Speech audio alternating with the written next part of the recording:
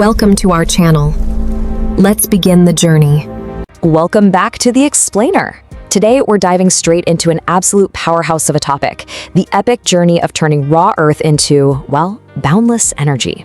We're talking about the nuclear fuel cycle, specifically what engineers call the front end. You know, that incredibly meticulous, step-by-step process of pulling uranium straight out of the ground and engineering it into a fuel that can literally light up entire cities for years.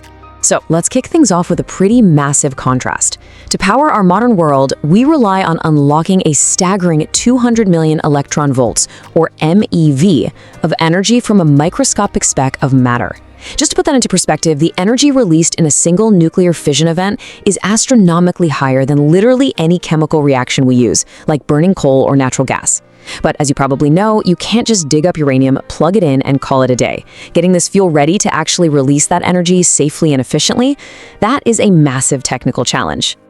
To track this epic transformation, we'll follow the uranium atom through 5 critical phases. First, the power within. Second, the fuel cycle front end. Third, the enrichment challenge. Fourth, fabricating the fuel. And finally, ready for the reactor. All right, starting with phase 1, the power within, unlocking nuclear fission.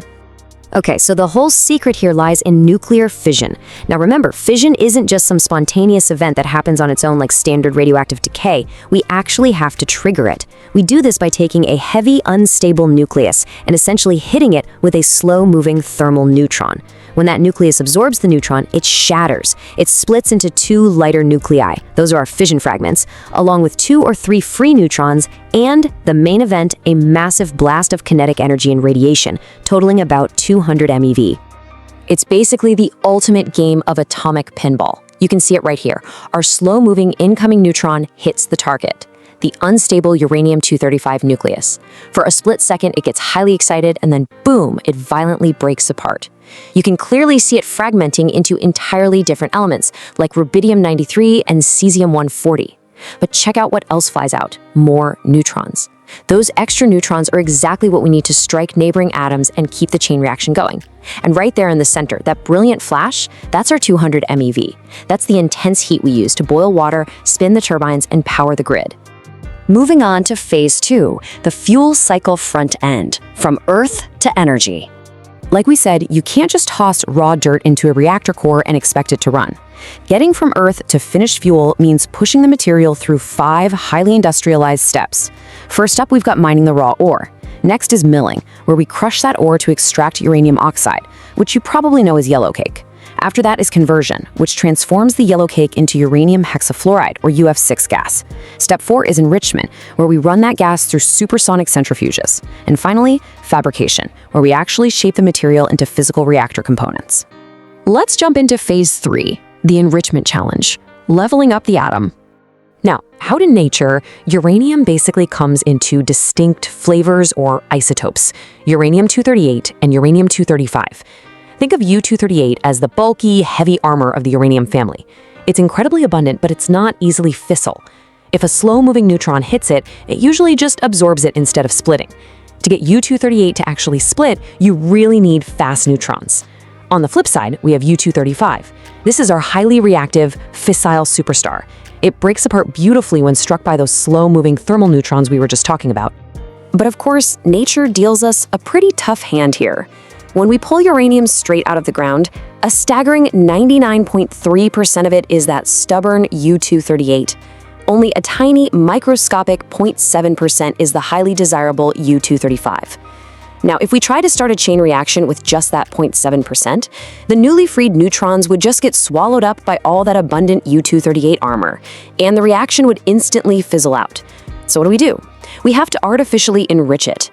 We feed that UF6 gas through supersonic centrifuges to bump the U-235 concentration from that natural 0.7% up to roughly 3 to 4 wheat%. That crucial bump guarantees that when a neutron is released, there's actually a high enough probability it'll find another U-235 atom to hit, allowing the chain reaction to sustain itself. Which brings us to phase 4, fabricating the fuel, suiting up for the core. Once our uranium is enriched, we have 2 incredible fabrication loadouts, depending on the type of reactor we're dealing with. For your standard pressurized water reactors, or heavy water CANDU reactors, The enriched uranium is transformed into uranium dioxide, or UO2, which is baked into these small, incredibly hard ceramic pellets. We then carefully stack those pellets inside metal tubes called circuloid sheaths. But if we're talking about next-generation gas-cooled reactors, like pebble bed reactors, the fabrication is a completely different beast. For those, we use triso-coated particles embedded into a solid graphite matrix. Seriously? Take a close look at this microscopic triso particle cross-section. It looks like straight-up sci-fi, right? The actual fuel kernel sits right there in the very center, but it's wrapped in multiple highly engineered protective layers. We're talking a porous carbon buffer, an inner pyrolytic carbon layer, a super tough silicon carbide barrier, and finally an outer pyrolytic carbon shell.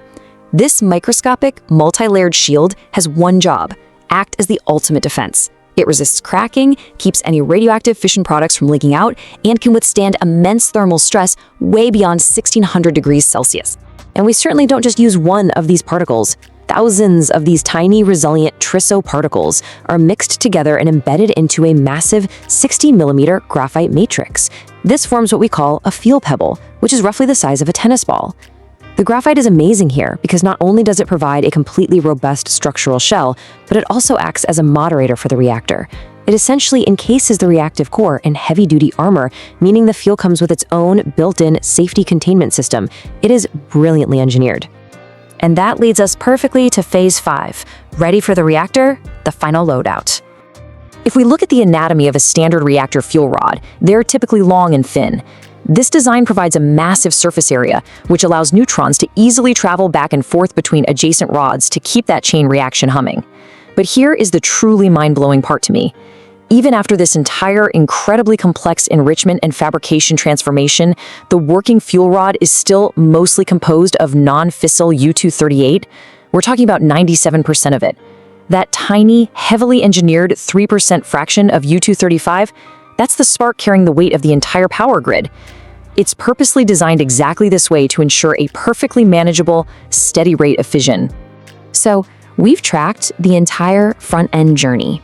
Every single stage we've talked about: mining the raw ore, milling it down into Yellowcake, converting it to UF6 gas, spinning it in supersonic centrifuges, and finally fabricating it into ceramic pellets or graphite pebbles. It all exists for one singular purpose. It is meticulously designed to perfectly balance and contain the sheer raw kinetic force of a microscopic 200 MeV fission event. We have successfully forged the ultimate fuel. It is armed, armored, and sitting in the core, fully capable of sustaining a massive, continuous release of energy. But that leaves us with a critical, kind of terrifying question about the reactor itself. If neutrons multiply exponentially with every single split, how on earth do we control millions of these 200 MeV explosions happening simultaneously in fractions of a second, without the whole thing just melting down? Well, that is a brilliantly complex engineering story for another explainer. Thanks for hanging out with me today, and keep questioning the incredible mechanics of our world. The view from here is breathtaking. Command, we are in position and ready for the next phase. If you liked the video, subscribe and comment the topic you want next. Thanks for watching, and stay unstoppable.